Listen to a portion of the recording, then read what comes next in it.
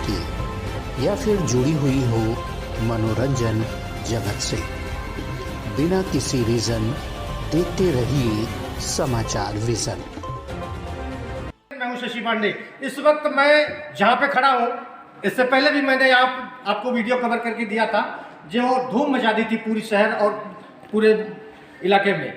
वो वीडियो कुछ और थी, लेकिन आज जहां मैं पहुंचा हूं, इस पोस्टर के माध्यम से आप देख पा रहे होंगे, ये फिटनेस अकेडमी, डांस अकेडमी है, जहां पे मुंबई से चल करके सामक डाबर, जो डांस अकेडमी है, सामक डाबर का नाम आपने सुना होगा, कोई नाम आपने, जो हमारे बहुत बड़े कोरियोग्राफर के रूप में माने जाते हैं, जिनसे शाहिद कपूर, वरुण धवन जैसे जैसे कलाकारों ने उनसे जो है डांस की ट्रेनिंग ली है, वो सामक डाबर एकेडमी से चलकर के मुंबई से आज हमारे बीच में शांभवी तिवारी जी आई है।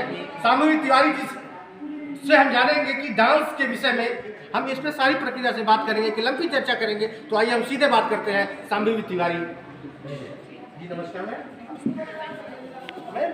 जिस तरीके से यहाँ के युवा या युवतियाँ, मैं देखता हूँ डांस एकेडमी जो चलती है वो बहुत खास नहीं कर पाती, तो उसकी वजह क्या है? सबसे पहले कि मैं एक बहुत कॉमन सा एग्जांपल देती हूँ, कुकिंग जो सब करते हैं, बॉयज़ भी करते हैं, गर्ल्स भी करते हैं, आई थिंक बच्चे भी करते हैं।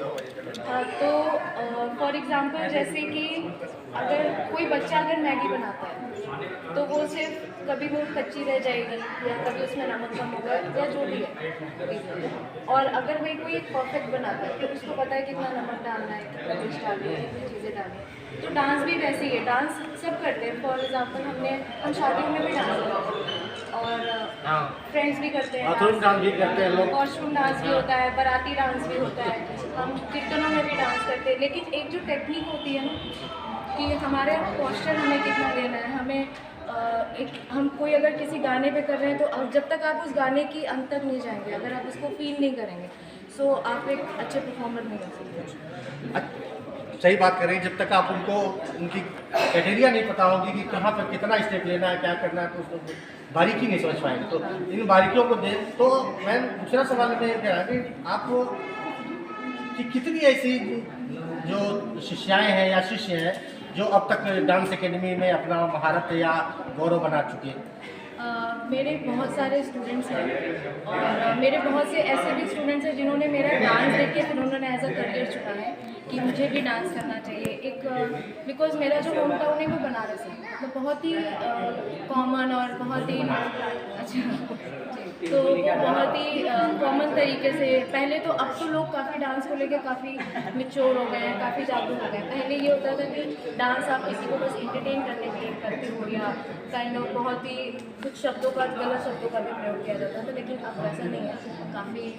अच्छा, डांस में भी कई विधाएँ होती हैं, बैले डांस, कुचिपुड़ी डांस, तो ये तमाम तरह की नृत्य है।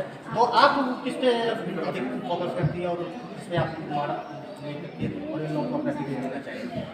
बेसिकली मैं बनारस से हूँ और मैं 8 साल की उम्र से मैंने इंडियन क्लासिकल डांस फॉर्म चुना करती हूँ और मैं बनारस घराने से हूँ।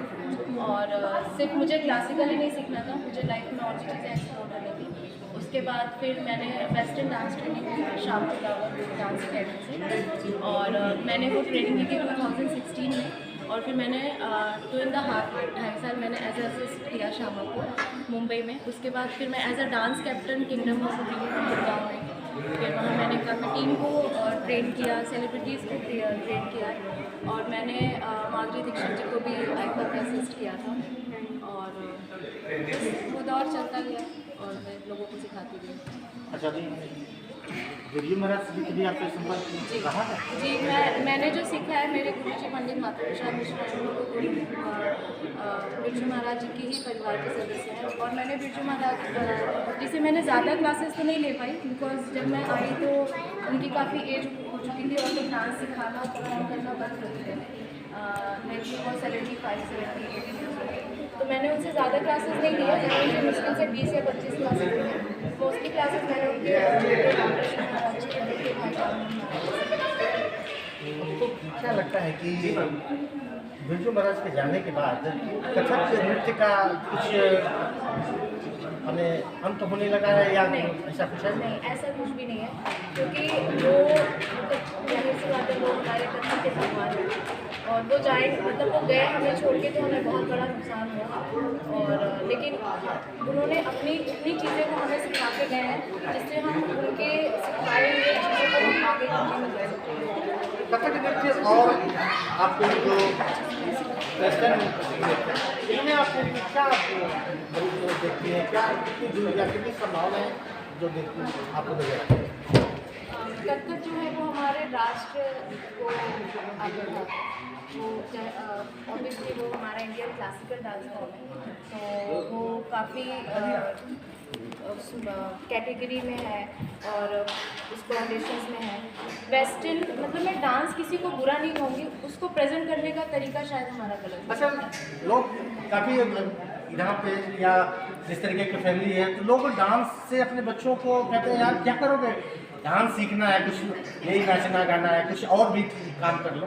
तो ऐसी मानसिकताएं लोगों को दिमाग में क्यों आती है? वो मानसिकता है तब की जब उनके पास नौकरी नहीं थी। वो सोचते थे कि हमारा जो बच्चा है, हमारी जो बच्ची है, वो आगे एज अ करियर इसको नहीं देख पाएगी, इससे हमारा घर नहीं चल पाएगा। अब डांस में भी आपको इतनी ज़्यादा आपका करियर है और सारी चीज़ें हैं, संभावनाएं बहुत ज़्यादा है। तो अब मुझे लगता है कि अब जो हमारी फैमिलीज है, जो मिडिल क्लास फैमिली है, जो लोअर क्लास फैमिलीज है, वो अब चीज़ों को धीरे धीरे समझने लगी है। लोगों को अवॉइड करते थे, नहीं वहाँ पे नहीं जाना है, काम नहीं करना, इस तरीके के लोग होते। कई ऐसे लोगों को भी देखा है जो उनको दरकिनार करते हुए भी अपने करियर को ऊंचा करते। एक चीज़ मेरे गुरुजी बोलते थे, वो मुझे अभी भी याद है, क्योंकि मैं भी मिडिल क्लास की फैमिली से हूँ। मेरी भी फैमिली में लाइक शुरू से ये हुआ था कि ये ठीक है, मतलब सारे एजुकेटेड फैमिली, तो आप क्यों जाओगे इस लाइन में? आप भी बगावत नहीं करते? नहीं, मैं बगावत लेके नहीं चली। मेरा ये था कि ठीक है मुझे करना है, और ऐसी कोई बगावत नहीं हुई। जब मेरी फैमिली वालों ने जान लिया कि ठीक है इसको यही करना है, तो फिर ठीक है कर लेते हैं। उसमें मेरे फैमिली और बैकग्राउंड नहीं, ऐसा कुछ नहीं था। और फिर मेरे गुरुजी का ही सबसे बड़ा हाथ है। उन्होंने फिर मेरी फैमिली को सिखाया कि आप इंजीनियर, डॉक्टर किसी को भी बना सकते हैं, लेकिन एक जो आर्टिस्ट होता है ना, वो ऊपर से बन के आता है। वो मैं छोटी थी तो हर बच्चे अपने माँ बाप को ज़्यादा परेशान करते हैं, तो मैं काफ़ी चंचल स्वभाव की थी। तो हमारी गर्मियों की छुट्टियाँ पड़ती थी, तो मैं ठीक है दोपहर में धूप में घूमना, ये तो मम्मी को ये लगा कि ठीक है इसको कुछ टाइम के लिए ना थोड़ा इसको इंगेज रखते हैं। स्कूल बंद हो गए तो परेशान हो गई थी मुझसे। मैं आई थिंक 7.5 years की थी। तो हमारे घर के पास एक वर्कशॉप चल रही थी जो मेरे गुरुजी ले रहे थे, तो उस वर्कशॉप में उन्होंने मुझे डाल दिया और फिर वहाँ से मेरे गुरुजी ने मुझे जोड़ दिया।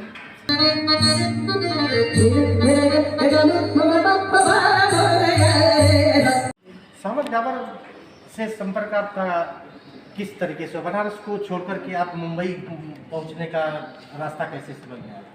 हाँ, ये भी एक इंटरेस्टिंग स्टोरी है।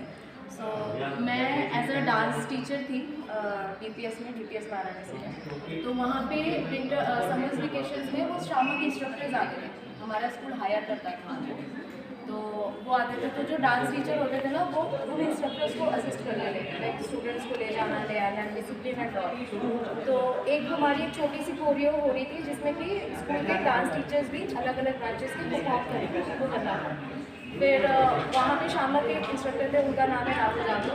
तो उन्होंने मुझे बोला कि आपका पोटेंशियल बहुत अच्छा है, तो आप ट्राई भी नहीं करते। मैंने तो नहीं है क्लासिकल को पाना, तो ये वेस्टर्न तो उन्होंने बोला no no you are doing so well and all. So फिर उनके उस बोलने से शायद मुझे यहाँ तक पहुँचना था, तो वो एक सीढ़ियाँ अपने आप बनती गई। फिर मैंने अपना पोस्ट ग्रेजुएशन कम्प्लीट किया और फिर मैंने मुंबई में ऑडिशन दिया जाती दिसंबर में, और फिर मैं सेलेक्ट हुई, मैं शाम में मुंबई जाने के बाद आपको जिस तरीके की समस्याएं आते हैं, कुछ चीज़ें दिक्कतें आती हैं, उन दौर को आपने किस तरीके से किया और उनसे बाहर निकल के अपने, जबकि वहाँ बहुत तरीके की जादियाँ हैं, वहाँ के रहने इस फील्ड में, तो उनको कैसे आपने मैनेज किया? मतलब मैंने भी ये चीज़ें सुनी थी कि मुंबई जाने के बाद आपको स्ट्रगल बहुत करना पड़ता है, बट मैंने नहीं किया। ऑनेस्टली मैंने नहीं किया। शामक आई थिंक बॉलीवुड के एक ऐसे कोरियोग्राफर हैं जो बिल्कुल ही लाइक प्योर है, उनके अंदर दिखावा बिल्कुल नहीं है। कुछ ऐसे स्टूडेंट्स थे जो फाइनेंशियली स्ट्रॉन्ग नहीं थे, उनको उन्होंने उन्हें लाइक रहने के लिए घर दिया, फूड प्रोवाइड किया। तो शामक ने बहुत सी ऐसी चैरिटी भी चलाई है।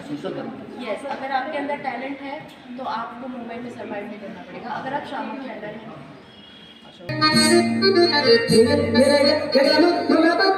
कभी टीवी शो कार्यक्रम जैसे डांस इंडिया डांस इसलिए कार्यक्रम में आपको शिरकत करने का मौका मिला?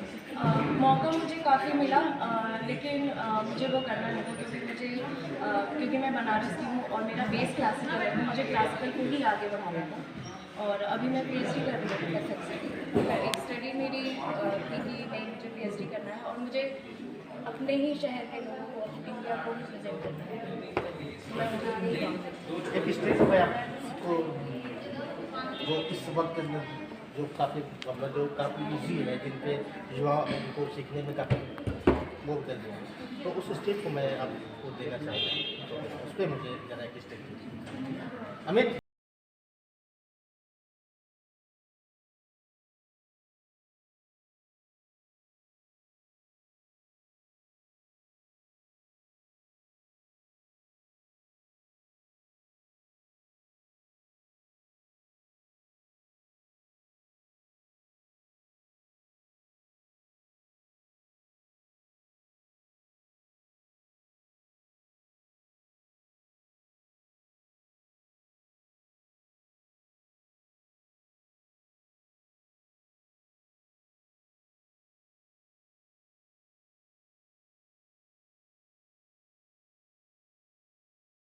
आपसे बात करने के लिए मुंबई से आई हुई शामक डाबर शाम्भवी जी, जिन्होंने अपनी डांस की स्टेप को देते हुए कई विधाओं को बताया और किस तरीके से आम लोगों की जागरूकता बढ़ रही है। बच्चे जिस तरीके से लोग इस फील्ड में आना चाहते हैं, उनके लिए भी इन्होंने आज इस आस्था एकेडमी जो है फिटनेस डांस एकेडमी और आस्था के मंच से इन्होंने खुल करके ऐलान किया कि आगे मेरा एक सपना है कि एक NGO खोलूँगी जिसमें गरीब और इस तरीके के असहाय बच्चों को जो शिक्षा नहीं ले पा रहे हैं वो निःशुल्क तरीके का शिक्षा लें।